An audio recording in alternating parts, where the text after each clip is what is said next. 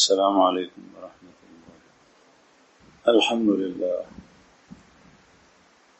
نحمده ونستعينه ونستغفره ونؤمن به ونتوكل عليه ونعوذ بالله من شرور أنفسنا ومن سيئات أعمالنا من يهده الله فلا مضل له ومن يضلل فلا هادي له ونشهد أن لا إله إلا الله وحده لا شريك له ونشهد أن سيدنا ومولانا محمدا عبده ورسوله. أما بعد فأعوذ بالله من الشيطان الرجيم. بسم الله الرحمن الرحيم. واعتصموا بحبل الله جميعا ولا تفرقوا واذكروا نعمة الله عليكم إذ كنتم أعداء فألف بين قلوبكم فأصبحتم بنعمته إخوانا. صدق الله العظيم وصدق رسوله النبي الكريم ونحن على ذلك من الشاهدين والشاكرين والحمد لله رب العالمين. درود أصحاب وخا الله جل جلاله تا مسلمانانو خپل کې اتحاد او اتفاق ډېر خوښ دی او ډېر محبوب دی. مسلمان په صراط مستقیم باندې او بیا د دې په خپلو کې اتحاد او اتفاق یو موټی وي. تفرق او انتشار الله جل شانه د مسلمانانو په منځ کې نه غواړي. رسول الله صلی الله علیه وسلم د تفرق مثال داسې بیان کړی دی چې یو ګډه یا بیزا په خپل کنډک کې یو ځای سري هغې د شیر مخ او لیوه څه ویلی نشي، ښکار کولی نشي، او چې کله دغه ګډه یا دا بیزا خوراک پسې د خپلې رمې نه د خپل کنډک نه خپل جماعت نه لرې لاړی شي او یوازې شوه، نو بیا دا شیر مخ او پړانګ او لیوه ډېره په اسانه ښکار کولی شي. دغسې چې کله یو مسلمان هغه د مسلمانانو د ډلې او د جماعت نه بیل شو، بیا شیطان د هغه ښکار کول دا ډېر آسان شي.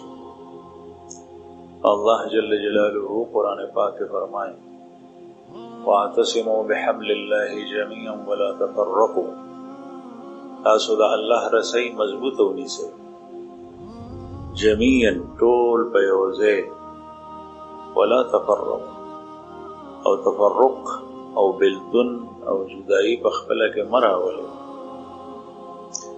اتحاد او اتفاق مسلمان په منځ کې په څه باندې راځي؟ دا په ژبه نه راځي، ځکه چې ژبې په دنیا کې مختلف دي. څوک پښتو وایي، څوک اردو وایي، څوک پنجابي وایي، څوک سندي او بلوچي وایي، او بیا زمونږ د ملک نه چې بهر شي نو د دنیا مختلف ژبې. نو چې ژبه باندې اتفاق وی نو په ژبه د مسلمان اتحاد او اتفاق نه راځي. ستا ژبه جدا ده، زما ژبه جدا ده، دغه وخت کې به تفرق او انتشار راځي، لیکن اتفاق او اتحاد او اتحاد په قومیت نه راځي. قوم او قبیله په دنیا کې مختلف دي. قرآن کریم کې الله پاک فرمایي وَجَعَلْنَاكُمْ شُعُوبًا وَقَبَائِلَ لِتَعَارَفُوا إِنَّ أَكْرَمَكُمْ عِندَ اللَّهِ أَتْقَاكُمْ وَجَعَلْنَاكُمْ شُعُوبًا وَقَبَائِلَ. او تاسو کې مونږ غټې قبیلې او خاندانونه جوړ کړل لِتَعَارَفُوا، دا دې دپاره چې تاسو په خپله کې یو بل پیژنئ. إِنَّ أَكْرَمَكُمْ عِندَ اللَّهِ أَتْقَاكُمْ، په تاسو کې په الله باندې زیات ګران او قدرمن او معزز هغه څوک دی چې په تاسو کې څوک زیات تقوادار دا قبایل او دا خاندانونه دا د پیژنګلو دپاره د تعارف دپاره چې پیژنګلو اسانه دي. زید د یو سړي نوم دی او په کلي کې 2 قومه دي، نو هغه په دې پیژندی شي چې دا د فلانکي قوم دی.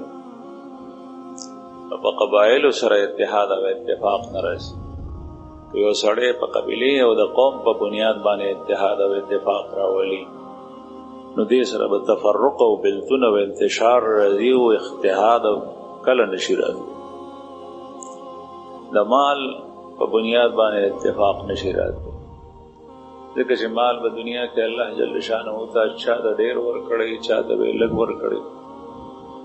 بیا چې په مال باندې اتحاد کېږي نو چې څوک مالدار یې هغه به یو طرف ته شي، فقرا او غریبانان به بل طرف ته شي. حالانکې دا فقیر مسلمان دی چې څنګه دا مالدار مسلمان دی، دی وایي چې دا زمونږ د ډلې، زمونږ د پرې او زمونږ د جماعت سړی نه دی، ځکه چې دی مونږ سره نشي چلېدی، نو اتفاق نه راځي، تفرق او انتشار به راځي.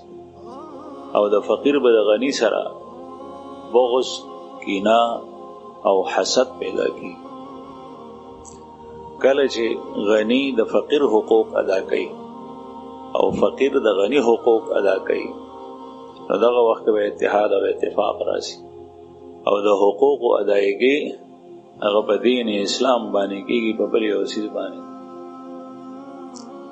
زما عزتمندو، په قوم باندې، په فقر باندې، په غنا باندې یا د دنیا په بل یو څیز باندې، هغې باندې اتحاد او اتفاق، تفرق او انتشار. رسول الله صلی الله علیه وسلم په خپل ارشادات او تعلیماتو د دین منع فرمایلی ده چې تاسو کې جدایي راشي، او په هر ځای کې چې چرته کې داسې مسئلې احتمال وو چې اختلاف پیدا شي، رسول الله صلی الله علیه وسلم په هغې باندې بندیز لګولی. نبی کریم صلی الله علیه وسلم حضرت معاذ ابن جبل او موسی اشعری رضی الله عنهما یمن ته استي، یعنی د یمن په علاقه باندې دا دواړه مشران مقرر کړي. بیا یو علاقې ته واستول او بل علاقې ته، 2 حصې کې، او بیا یې ورته وفرمایل تطاوعا ولا تختلفا، چې کله تاسو یو ځای شئ نو د یو بل خبره منئ او په یو بل کې به اختلاف نه پیدا کوو. او چې چرته څوک استولی دی هغې ته دا وصیت کړی، امیر ته دا وصیت کړی دی چې تاسو د خپل مامورینو، د خپل چې ستاسو د لاندې دي څوک، د هغې خیال ساتي، او مامور ته دا حکم کړی دی چې د امیر اطاعت وکړي. په دې باندې اتحاد او اتفاق راځي. تاسو وګورئ د رسول الله صلی الله علیه وسلم احادیث، سائل ته یو شان حکم کوي او چې د چا نه سوال کېږي هغه ته بل شان حکم کوي. سائل ته وایي چې سوال مکو، سوال حرام دی، او کوم سړی چې سوال کوي په ورځ د قیامت به د حشر داسې حال کې کېږي چې د په مخ به ټول سیرلی، لکه څنګه چې د پیشو تنګ شي او په سړي راخلاصه شي او د سړي په مخ باندې شونګارې ولګوي او دا مخ ته ټول وشوکي. سائل به په ورځ د قیامت په دې حال راځي چې څوک بغیر ضرورت سوال کوي، او چې کوم کس مسئول دی چې د چا نه سوال کېږي، سائل د چا نه سوال وکړي، هغه ته دا فرمایي واما السائل فلا تنهر، سائل رټمه هغه مه رټه، هغه ته سختې خبرې د سوال کولو په وخت کې مه کوه، چې وس دې وي نو هغه ته ورکړه، او چې وس دې نه نو په ښې خبرې سره یې رخصت کړه. زمونږ معامله نن سبا الټه ده، سائل لپاره چې کوم حکم بیان شوی دی هغه په هغې عمل نه کوي، او د مسؤول لپاره چې کوم حکم بیان شوی دی هغه په هغې عمل نه کوي. هغه سائل ته دغه وخت کې نصیحت شروع کړي چې څه وخت د هغه نه سوال وکړي، او نصیحت د نصیحت په شکل کې نه بلکې د پیغور په شکل کې. حالانکه قرآن کریم کې الله جل شانه د دې نه منع فرمایي. ښځې ته رسول الله صلی الله علیه وسلم دا تعلیمات او ارشادات چې د خاوند حق ادا کو، او خاوند لپاره دا تعلیم او ارشاد دی چې ته د ښځې حقوق ادا کو. اولاد ته دا حکم دی چې ته د مور او پلار تاسو حقوق ادا کوئ، او مور او پلار ته دا حکم دی چې د بچو ښه تربیت کوئ. د هر چا دپاره خپل احکام دي او په دې طریقه باندې اتحاد او اتفاق راځي. که چېرې اولاد د مور او پلار حق نه ادا کوي او د مور او پلار ګرموي چې ما ته زما حق راکړه، او مور او پلار اولاد ته وایي چې موږ ته زموږ حق راکړه، او نه دی د هغې حق ادا کوي، نو هغه دې سره به تفرق او انتشار راځي. په کور کې به بې اتفاقي وي، په کور کې به جګړه د پلار په حیات او د هغه په ژوند باندې به داسې تقاضې په کور کې راپورته کېږي چې زوی به وایي چې ما ته خپله برخه راکړه، حالانکې د پلار په میراث کې د ده برخه شته، او میراث هغې ته ویلی کېږي چې سړی مړ شي او د هغه نه مال متروک پاتې شي. په ژوند کې د هغه میراث چېرته دی؟ لیکن دا جګړې ولې پېښېږي؟ ځکه چې یو کس خپل حق هغه چې د بل ورپورې دی هغه نه ادا کوي. نبی کریم صلی الله علیه وسلم یو ځل په کور کې ناست مبارک او په جماعت کې د دوو کسانو خبرې اوچتې اوچتې واورېدې. رسول الله صلی الله علیه وسلم د بیبیانو کوټګۍ او حجرات هغه د مسجد نبوي په دې دیوال کې او مسجد نبوي طرف ته هغه ورونه خلاصېدل. پیغمبر علیه السلام جماعت سره متصل دی په خپل کور، اوازونه اوچت شول، نو پیغمبر علیه السلام چې بهر جماعت ته تشریف راوړو نو 2 صحابه دي. نبی کریم صلی الله علیه وسلم د هغوی نه تپوس وکړو چې ستاسو دا شور په څه خبره باندې؟ یو صحابي ورته وایي چې یا رسول الله ده پورې زما حق دی، قرض دی، هغه نه راکوي، زه ترې غواړم هغه دی وارې ټالې کوي، هغه نه راکوي، زه ترې خپل حق غواړم.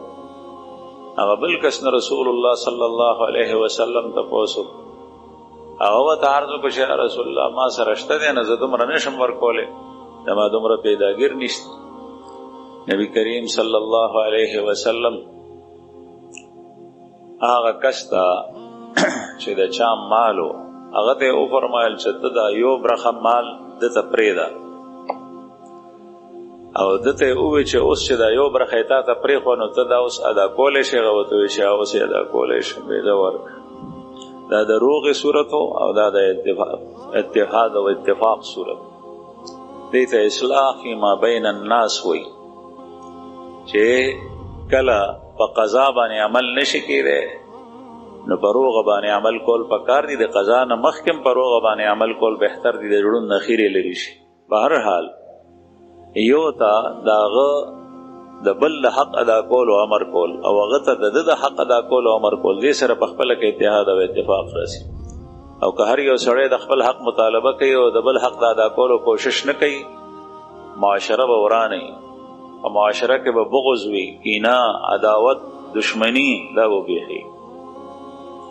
ذکر رسول الله صلی الله علیه وسلم چې کله دنیا ته تشریف راوړو او بعثت ورته ملاو شو، الله جل شانه پیغمبر جوړ کړو. پیغمبر علیه السلام هغه احکام ډیر زیات به بیانېدل چې په کوم کې په معاشره کې اتحاد او اتفاق راځي.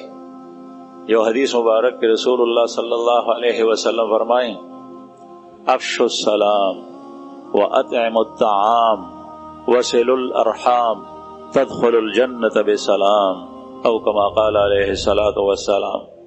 افشوا السلام، تاسو په یو بل کې سلام خوروئ، سلام خوروئ. یو مسلمان دی په بل مسلمان باندې سلام اچي. او افشاء السلام، سلام خورول دې ته ویل کېږي چې ډېر په کثرت سره یې اچي، یعنی بیا بیا سلام اچي. دا 2 کسان دلته یو ځای شول، یو څو قدمه جدایي راله، بیا یو 5 منټه پس 3 منټه پس بیا یو ځای شول، بیا دې سلام واچي، بیا جدا شول، لارې جدا شو، بیا 5 منټه پس بیا یو ځای شول، بیا دې سلام واچي. دې ته وایي افشاء السلام. دا دې نه وایي چې یاره موږ خو مخکې سلام اچولی دی. نن سبا مصافحه په بعضې دیندارو حلقو کې دا ضروري ګڼلی شي، لاس ملاول، لیکن سلام نه اچي. نو سلام اچول اصل لی، مصافحه رستو ده، بیا اول سلام اچولی. صحابه کرام چې 2 کسان په لار روانو، د هغوی په منځ کې به یو دیوال حایل شو، بیا به هغه دیوال ختم شو، بیا به یو بل لیدل، بیا به سلام واچول. افشوا السلام سلام په کثرت سره اچول، بیا بیا سلام اچول په یو کس باندې ولی نه وي. دویم افشاء السلام کې دا داخل لا چې ته څوک پیژنې او که نه پیژنې، سلم علی من عرفت وعلی من لم تعرف. که ته یې پیژنې هم پې سلام اچوه، که ته یې نه پیژنې هم پې سلام اچوه. ستا عزیز او رشتہ دار دی هم پې سلام اچو، پردی دی هم پې سلام اچوه. ستا ته د هغه نه خیر را رسي، ستا په کار راځي هم پې سلام اچو، او ستا په کار نه راځي تر اوسه پورې نه راغلی او مسلمان دی هم پې سلام اچو. دا نه چې پیژنې بیا او پې سلام اچې او چې نه پیژنې بیا او پې سلام نه اچې. رسول الله صلی الله علیه وسلم فرمایي سلم علی من عرفت وعلی من لم تعرف. او دا د قیامت نښه ده چې سړی به سلام په هغه چا اچوي چې څوک پیژني، چې څوک نه پیژني په هغه باندې به سلام نه اچي. نو د سلام په اچولو سره په خپلو کې اتحاد او اتفاق راځي. ړومبی چې څنګه د سلام لفظ استعمال کړي، هغې لفظ سره د زړونو نه خیرې او کینه او بغض وځي. دا د سلام اثرات دي. ځکه چې سلام دعا ده. السلام علیکم په تا باندې د سلامتیا وي، یعنی ته د هر مصیبت نه او د هر شر نه محفوظ یې. او یا السلام علیکم، سلام د الله جل شانه نوم دی، د الله د پتا باندې نظر وي. یا السلام علیکم مطلب دا ته د دشمن نه محفوظ شي. یا السلام علیکم مطلب دا چې ته زمانه محفوظ یې، زه به تا ته څه نه ویم. او چې هغه دته ووایي وعلیکم السلام، نو هغه دته دا سند ورکړي چې ته به زمانه محفوظ یې، زه به تا ته څه نه ویم. اوس که چېرې پس د دې نه دی هغه ته څه وایي، سلام هم واچولو بیا ورته څه وایي، نو دا غدر دی او دا انتهایی خطرناک جرم دی چې یو سړي ته ته امن او اطمینان اوښې ورکې ورته او بیا د هغې خلاف ورزي کې. نو رسول الله صلی الله علیه وسلم دا هغه اصول بیان کړي دي چې کوم سره په مسلمانانو کې په معاشره کې اتحاد او اتفاق راځي. ها کافر دی په کافر باندې به سلام نه اچي، یهودي دی، پیرنګی دی، هندو دی او بل یو کافر دی په هغه باندې به سلام نه اچي. ځکه چې سلامتیا دعا ده، او ته چې هغه ته وایې هغه کافر دی، ته چې ورته وایې چې ته په سلامتیا کې یعنې په دې حال کې دی ته سالم اوسې، نو دا خطرناکه خبره ده. دویم رسول الله صلی الله علیه وسلم فرمایل واطعموا الطعام، او تاسو طعام خوراک خوروئ، که وږی وي که مسافر وي که ملمه دی که هر څوک چې دی په هغه باندې خوراک خورو. اطعموا الطعام.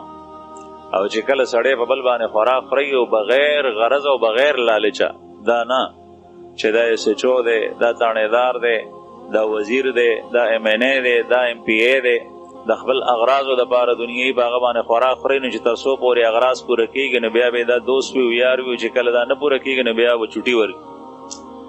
نه، بلکې بې غرضه صرف او صرف د الله جل جلاله د رضا دپاره، د الله د رضا دپاره اطعموا الطعام خوراک ورکې، د مسلمانانو په خپله کې اتحاد او اتفاق زیاتېږي، محبت به د یو بل سره سیوا کېږي.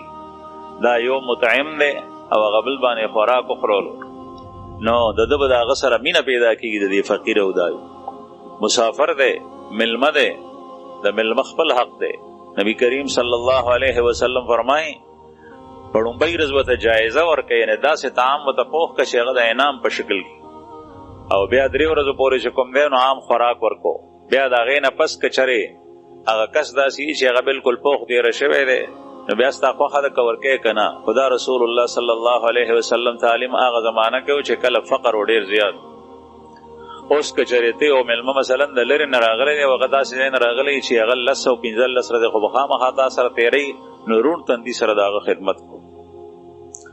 بهرحال رسول الله صلی الله علیه وسلم فرمایي اطعموا الطعام وصلوا الارحام، او رشتې پالئ. رشتې پاللو سره دې سره اتحاد او اتفاق راځي چې سړی رشته پالي. دا تره دی او دا یې وراره دی، وراره د خپل تر اکرام کوي، د هغه خیال ساتي، هغه مشر دی، او تره د وراره خیال ساتي، ځکه چې دا وراره دی، د رور زوی دی، د رور بچی دا په منزله د زوی دی، دا ماما دی او دا خورهی دی. نو د یو بل سره د یو بل خیال ساتل، د رشتو خیال ساتل، دا اتحاد او اتفاق انتهایی مومد او معاون دی.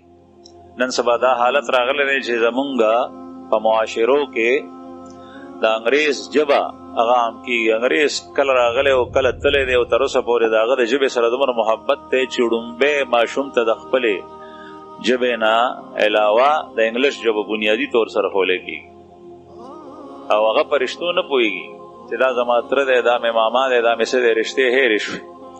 بلکې هر یو مشر د هغه انکل وایي، نو تره ته هم انکل وایي، ماما ته هم انکل وایي، او د لارې کوڅې چې کوم مشر دی هغه ته هم انکل وایي. دی په دې نه پوهېږي چې په دې کې زما عزیز او رشته دار کوم یو دی. او هر یو رشته دار ته کزن وایي، د رشتو پته ورته نه لګي. نو دې وجې نه اتحاد او اتفاق نه راځي. کوم چې ستا رشته ده هغه مقدم ده په نورو مسلمانانو باندې. ستا تره په نورو مشرانو باندې وړاندې دی، ستا ماما په نورو عزیزانو باندې مخکې دی، ستا خوری او ستا وراره نورو کشرانو باندې مقدم دی، ستا ترور د مور خور د پلار خور هغه په نورو زنانو باندې وړاندې او مقدم ده. د رشتو به خیال ساتي. د الله رسول الله تعلیم ورکړی دی صلة الارحام، رشتې د یو بل سره پالئ. دې سره اتحاد او اتفاق راځي. د هر چا خپل حقوق دي. د مور او پلار حق په رشته دارو کې د ټولو نه زیات وړاندې. ستا تره یو طرف ته دی، پلار دی بل طرف ته دی. تره درته یو وینا کوي، پلار دی بله وینا کوي. د دواړو وینا د شرع مطابق جایز ده. پلار به مقدم کوي په تره باندې، ځکه چې پلار دی د هغه نه ته پیدا یې. بیا ثانیاً دویم نمبر کې بیا ستا تره دی. دغسې نورې رشتې شوې. عرض مې دا کول زما عزتمندو چې دا ابتدا کې رسول الله صلی الله علیه وسلم خپل امت ته هغه اصول بیان کړل چې په هغې سره په امت کې اتحاد او اتفاق راځي، او چې په کوم کې انتشار او تفرق راځي هغې نه یې لرې ساتي. نن سبا یو فقیر وایي د بل فقیر بدی شي، یو کس د بل کس بدی شي، یو پیشور د بل پیشور بدی شي، یو کسم کسبګر دی بلم کسبګر دی د هغه بدی شي، یو ډاکټر د بل ډاکټر خلاف لګي، هغه چې ته څه ویلي دی غلط ویلي. نو ولې؟ ځکه چې دی خپل شهرت غواړي، هغه خپل شهرت غواړي. نو په دې سره زما عزتمندو اتحاد نه راځي. حضرت علی کرم الله وجهه نه یو ځل چا تپوس وکړ، وایي صاحب د جنازې مخکې تلل بهتر دی که رستو؟ ورته یې وفرمایل چې د جنازې رستو تلل بهتر دی، چې جنازه روانه وي ورپسې ده. بیا هغه سائل تپوس کوي چې حضرات شیخین خو وړاندې دي. نو حضرت علی کرم الله وجهه ته وفرمایل چې هغوی ته ښه پته ده چې رستو تلل بهتر دي، لیکن هغوی داسې ځکه کوي چې قوم په حرج کې مبتلا نه شي، تنګۍ کې مبتلا نه شي. یعنی که چېرې ټول د سیل مې په جنازې په کټ پس روان وی، لارې کوڅې تنګې دي، ټول خلک په پیړ باندې تللی نه شي. څوک مخکې لاړل، څوک وروسته لاړل، نو ګڼه تقسیم شوه، نو هغې سره حرج او تنګي لرې شو. دی ورته یو صفا حل وښود. حضرت محمد ابن الحنفیه دا د حضرت علی کرم الله وجهه زوی دی، او حضرت حسن او حسین رضی الله عنهما دا د حضرت علی صاحب زامن نه دي، خو د حضرت فاطمه بیبي نه دي، د پیغمبر علیه السلام نوسی دي، دا درې واړه زامن دي. لیکن محمد ابن الحنفیه دا د یوې ښځې نه دی، او دا د حضرت فاطمه بیبي د وفات نه پس کړي والی صاحب. او حسن او حسین دا د فاطمه بیبي نه دي، هغې نسبت نبی کریم صلی الله علیه وسلم ته کېږي چې دا د پیغمبر علیه السلام نوسی دي. دا محمد ابن الحنفیه چې لوړ شو نو دی به پلار محاس ته استولو جنګ ته د کافرو سره، او دی به په هغه تپه کې ولاړو چې کوم به دشمن ته مخامخ ولاړو. دی د بدن نه مضبوطو پهلوانو. نو دنه یو ځل چا تپوس وکړو، دا حضرت حسن او حسین به یې داسې ناستول لکه څنګه چې به یې دی استولو. ده ته چا وویل چې تا پلار محاس ته او د جنګ ځای ته او سختو ځایونو ته استی، او دا نور زامن ناستی، دا ولې؟ د خلکو خو جدا جدا اغراض او مقاصدو. بعضې سړی په معاشره کې شیطان توب کارونه کوي، شیطانی خبرې کوي، اختلاف پیدا کوي.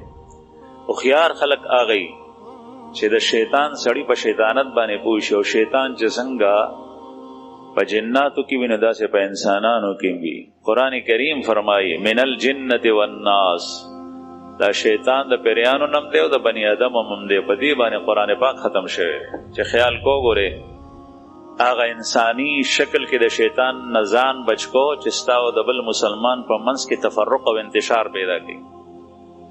من الجنة والناس دا د پیریانو نم دی، د انسانانو نم.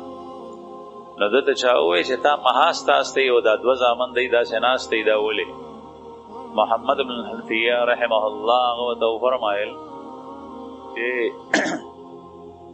زما د رونو مثال داسې دی لکه زما د پلار سترګې او زما مثال داسې دی لکه لاس او چې کله د انسان په سترګو کې شګه او خاوره او ډکې پروزي نو دا لاس پې د پاسه کېږي چې سترګو کې مې دا ګن پرونه ځي سترګې پټې کړي لاسونه پې کېږي یا ګیډې چاره ویشتو کاڼې او په هغې باندې د لګېدو خطرې نو سترګې بچ کوي لاس که ګزار وخوري نو خیر دی خو سترګې بچ کوي ځکه چې سترګې ډېر نازک شی دی نو زما دا رونه زما د پلار د سترګو په ځای دي او زه د خپل پلار د لاسو په ځای یم نو ځکه ماس دی داسې ښکلی جواب یې ورکړو چې هغه کس یې خاموش کړو دا د هوښیارو خلکو کار دی چې هغه ته پته لګي او هغه د الله سره تعلق وي نو د هغه په ذهن کې ښه خبره او ښه سوچ راځي او چې کله د انسان په ذهن کې په خپله باندې ګن وي نو د هغه زړه ته ورانه خبره پروزي بل بې سمی دی بې ورانوي نه د دا خبره په دې خیال نه ده کړې دا په دې خیال کړي دی به خامخا په شر پسې نو زما عزتمندو عرض مې دا کولو چې اتحاد او اتفاق دا مختلف صورتونه دي رسول الله صلی الله علیه وسلم یو حدیث مبارک کې فرمایي تحادو تحابو تحادو تحابو یو بل ته هدیه ورکوئ تاسو په خپله کې مینه سیوا کړي مینه ومه سیوا کړي ته ده ته هدیه ورکړه هغه ده ته هدیه ورکړي هدیه کله کله انتهایي کم قیمت والی شي لیکن هغې سره د مسلمان زړه خوشحاله شي زړه نه خیرې وځي چې یاره دا سړی ما سره یې بغض کینه نشته دی زما نه قبوله کا ما ته یې راکړه دې سره محبت سیوا کېږي رسول الله صلی الله علیه وسلم ته به خلکو هدایا ورکول او د الله رسول به د هغې په جواب کې د هغې نه سیوا هدیه ورکوله ډبل او هدیه یې د چا رد کړې نه ده که ډېر معمولي شی به هغه یې رد کړي نه ده ولی دې سره یو بل سره محبت اتحاد او اتفاق پیدا کی او اتحاد او اتفاق زما عزتمند صرف او صرف په دین اسلام په قرآن کریم د رسول الله صلی الله علیه وسلم په تعلیماتو راځي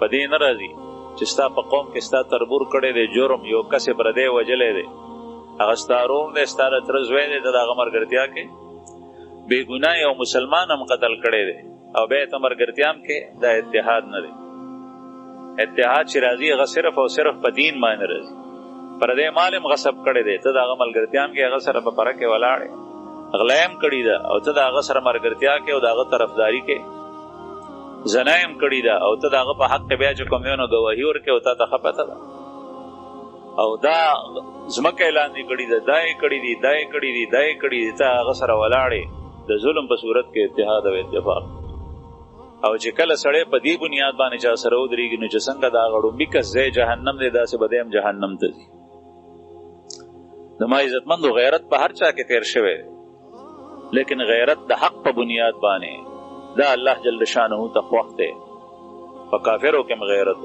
په یهودیانو کې غیرت رسول الله صلی الله علیه وسلم چې کله هجرت ته لاړو هجرت یې وکړو مدینې منورې ته لاړو نو د هجرت نه مخکې په مدینه منوره کې یو 3 قومه غټ غټ پاتې کېدل 2 قومه د مشرکینو خدا په خپله کې تربورانو یو ته اوس وی او بل ته خزرج وی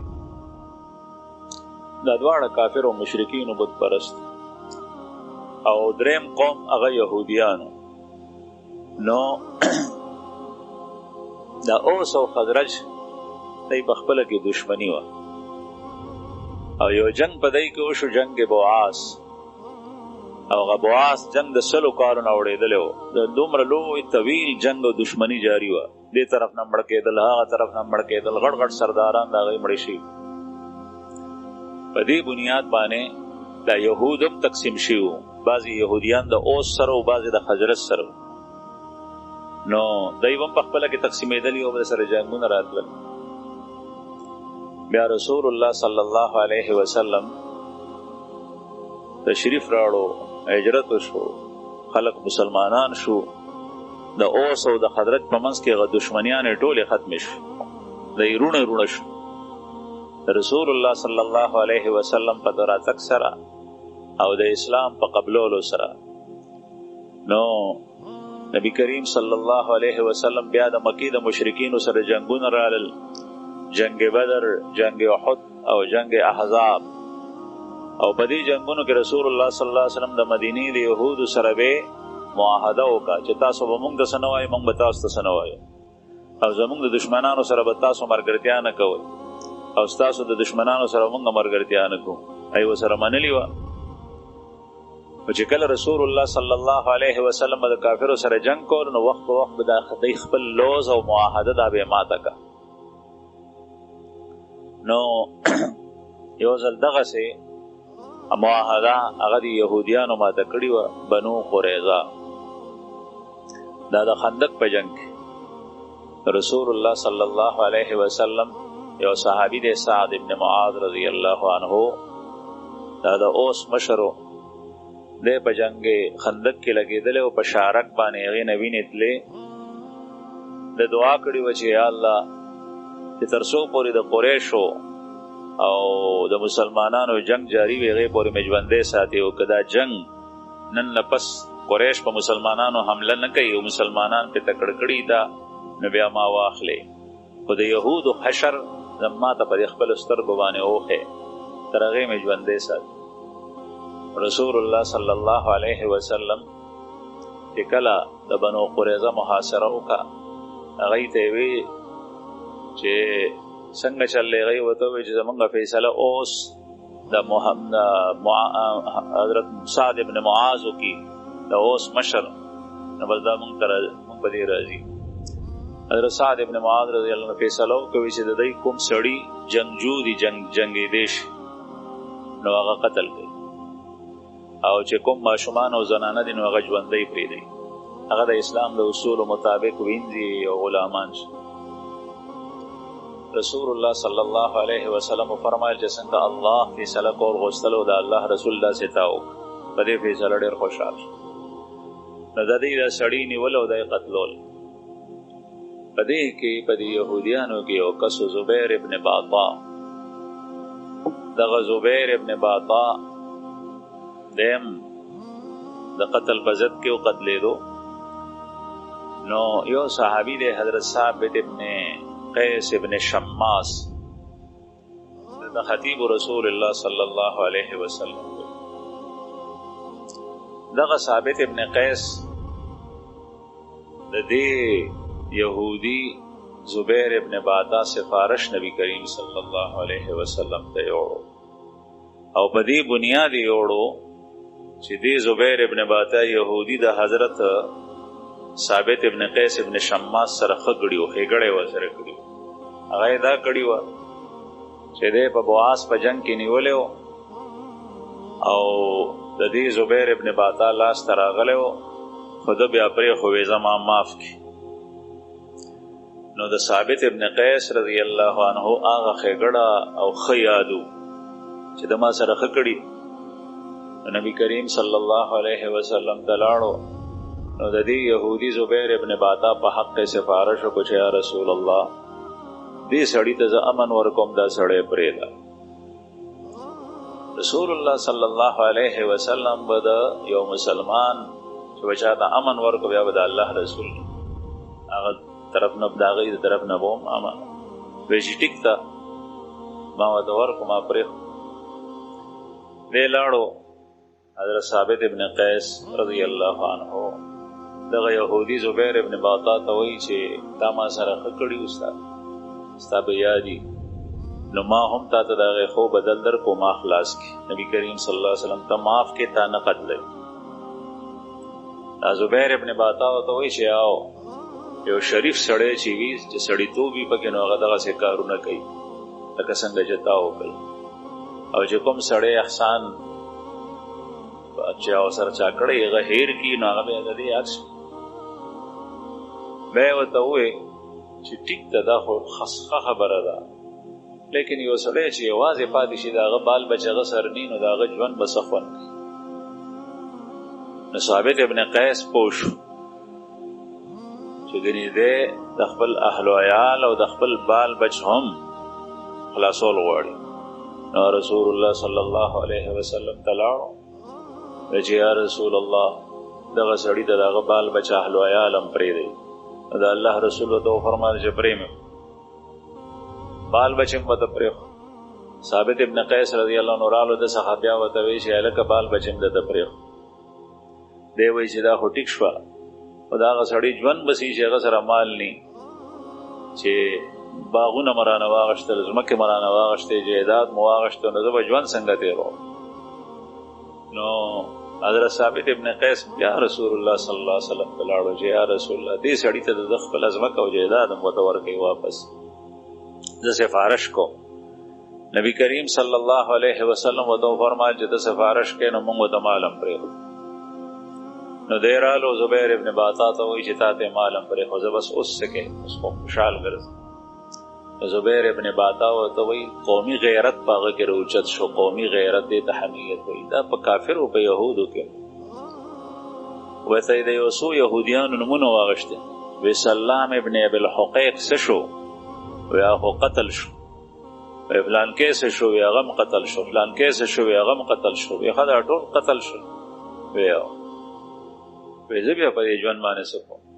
زما د قوم خلک ټول لاړو، زه به دغسې پاتې کېږم په دې کوڅو کې به زه ګرځم ټیټې سترګې، ما ته دې نه بس ژوند خوند نه راکوي، ما هم ووجنه قتل که په دې توره مې دا توره واخله.